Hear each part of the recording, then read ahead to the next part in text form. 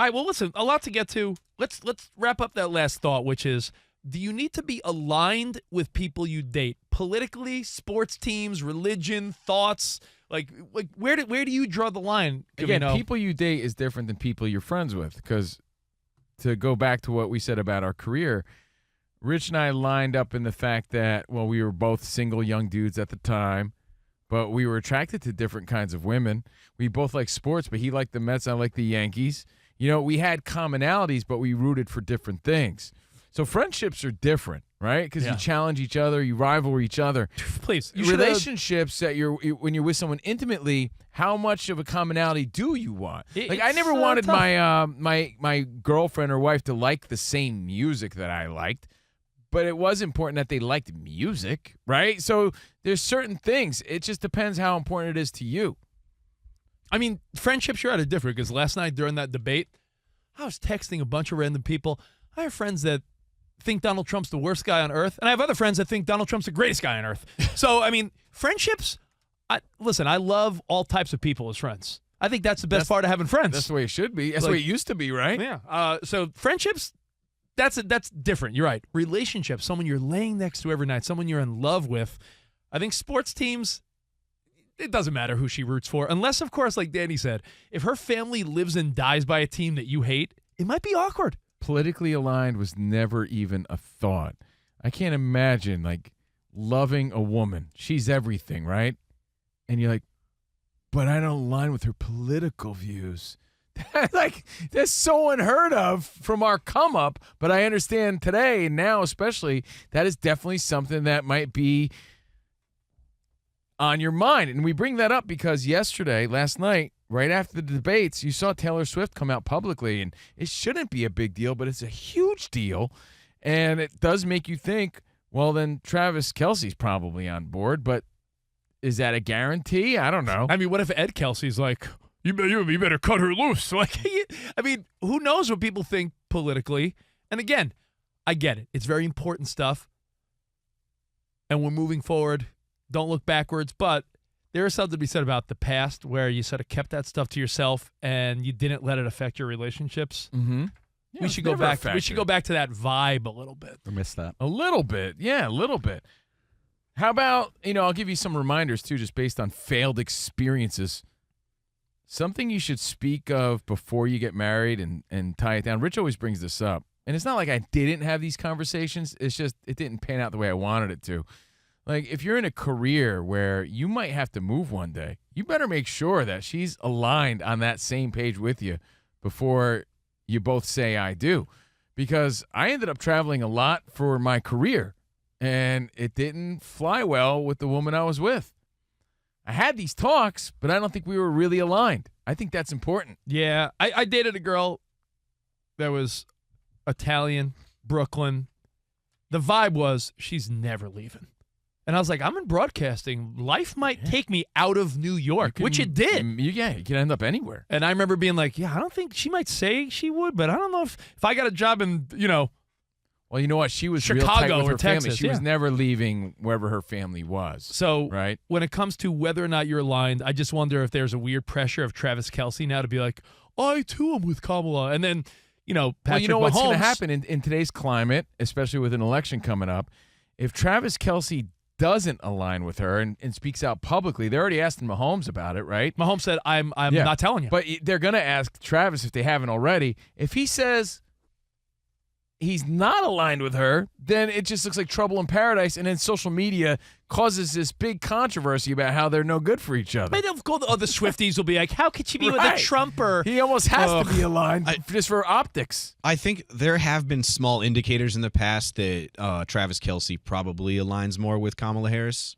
There's just maybe he just doesn't talk about it, but there's been little hints and stuff. But I was going to bring up a longtime Democratic strategist, James Carville, famously always talks about his wife, who's a Republican. They make it work. Maybe because he's from an older school of we don't bring our work home with us, or we talk about it in a very impartial way. But that's the way it should be. Why should you have to have the same exact thoughts as anybody? Or there's a mutual respect for your ideas. Like you could be opposite of someone and be like, yo, I don't agree with you at all, but you articulate your feelings and thoughts, and I respect you. And Which I is- which respect is what- why you feel X, Y, and Yeah, Z. which is what the sentiment should be. Yeah. But then again, here we are trying to solve the world's problems, Covino. Hey, maybe we will one day. But yeah, for years, Spot and his wife didn't align, and they're still together. And now they're look at that. Now they're lining up even more after all these years. It would be nice too if some people weren't so extreme with it. I'm nobody to tell you what to do with your life, but it used to be. I remember growing up, and family members, they casually sometimes around election time would talk about voting and stuff going on with politics, not at the dinner table, obviously, but in a different setting. But it was just a small part of who they were. It wasn't who they were on Facebook with every post in their picture and their profile and all. It didn't define you, Right. It wasn't their identity. Yo, in the early 2000s, when Rich and I started the show, we were talking about voting for Bo Bice or not. Are you voting for Kelly Clarkson? Vote for Sanjaya. Rich was all about voting for Taylor Hicks. Now it's something totally different. So Kelce, does he have to align with Taylor Swift?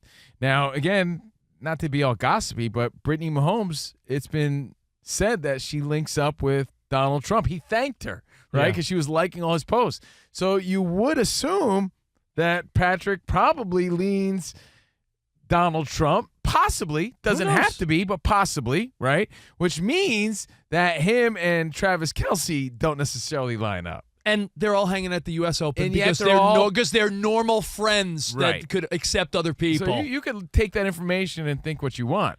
Can I do not want to derail this topic at all, but bringing up the U.S. Open, Taylor and Travis being at the U.S. Open, they were singing along to, I believe, in a thing called "Love by the Darkness." Yeah, and now it's back at number one on like iTunes You're charts. kidding. And she's like a huge fan of that song in the Darkness. Yeah. And I've been listening to Darkness since the beginning. Yeah. Since their inception in like It's a great 2003. song. And so she wrote Justin Hawkins, the lead singer, like a handwritten note that thank you for coming to my show. And I love that song. I think it's one of the greatest of all times. I bet that note is worth like six figures. I bet. Wow. A handwritten note from Wow. Taylor Swift. Do you know, I have a Dude, handwritten. I I have a remember- I'm handwritten so note. happy for them. Can I share a way back Wednesday? I mean, boring, meaningless story, but it's important to me. I remember I worked in rock radio, and we would have music meetings. That's how it worked. And record labels would present the songs to the station. They would bring food. And they would bring food, and they try to butter you up just to play their music. I remember when they played The Darkness, I believe in a thing called Love, to everyone at the station, and it was such a breath of fresh air for the music at that time. yeah. It's early 2000s. It was like new metal era, Limp Bizkit, A lot of Angry butt rock, Corn, yeah. a lot of butt rock, yeah. And that was like a fun party song that everybody got behind, and everyone thought The Darkness would be a much bigger band, and they're good. I think they're Yeah. not. Everyone knows them as a one-hit wonder, but I Right. have all their albums. I think they're so talented. And it was people such a should- fun song. Yeah, it It's is. cool to see Yeah. them get, as the They're kiddies getting a bunch say, of love now It's on the charts. fun to see them get their flowers, Their shine. their shine after all these years. That's yeah. wonderful. I thought it was, seeing Travis and Taylor sing along together. That was nice. It was nice. And by the way, She loves that song. So they line up musically. I have a handwritten note from Taylor Swift. What? And I'm going to go in my box of memories and find it because you know what my daughter said to me for You're the not first in time? a vault? When you're Is looking it in for a anything, lockbox? you can't find it. Yeah, I guess we played her first song, and I worked in pop radio at the time, and she was the type of person that would write all the hosts, like, thank you for playing hey, dear Rich, thanks for all the support and love, Taylor Swift, and like a nice little note. Better put some gloves Wow. on before you handle that note. He probably threw it out. He threw it Throws out. everything He out. puts Everything no out. value That's on your kid's anything. college fund now. Taylor Swift. Imagine So Rich getting some Cheeto. Yeah, he's Yellow got, on It's the got note. like an oil stain on he it. ate his lunch Orange. on it. Yeah, You know, there's soy sauce all over it. would you believe my daughter said to me for the first time, she's 7. It was the first time she'd said something where I was like, oh my God, she's getting older. She was singing along to Taylor Swift in her room like a little 7-year-old would. But I heard her say, it's a long story. And I go, hey, buddy. Yeah, Dad. It's love story, not long story. She goes, what do you know about Taylor Swift? You don't know anything about pop music. And Rich built his whole career in pop And I was radio. like, yeah. okay. Does she not know what you do for work? I have a handwritten letter. I interviewed her. I'm a Swiftie, in fact. Have you shown her the letter? No, The I'm note? gonna have to go on YouTube too and show her clips of me interviewing her. But Oh. I'll wait until she gets a little more lippy. You're gonna be her hero very soon. Wow. Yeah, I'm gonna. I gave her a cat onesie. I did give her a cat onesie. You can see that clip on YouTube. And by the way, I think we'll do our daddy-daughter thing again for Jingle Ball. Oh, yeah. That'll be fun. Jingle Ball, iHeart's bro. biggest concert. All right, listen, we're going to get to spots midweek major. Did you say Zaddy daughter? Just checking. We are zaddies, ladies, right?